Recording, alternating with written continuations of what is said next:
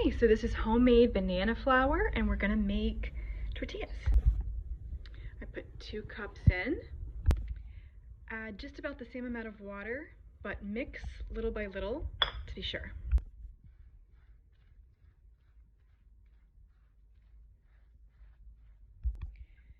This is pretty much there.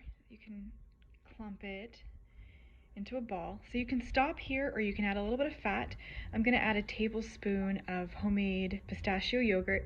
You can add a tablespoon of oil or an egg or nothing. Okay, so now we're just going to grab little chunks and make balls. You want them to be about the size of a golf ball, but a little smaller. If you have a tortilla press, awesome, they're great. If not, just use a rolling pin. And then a plastic bag just helps you get it off. This is just a bag that a neighbor gave us with some cookies in it, so I'm just reusing it. So put it in, hold on. Okay, Mom. Squish. All right, squish it down.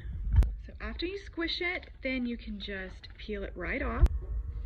For me, a cast iron griddle works best. You don't have to use any oil or anything like that. If you're using a cast iron, it gets hot enough.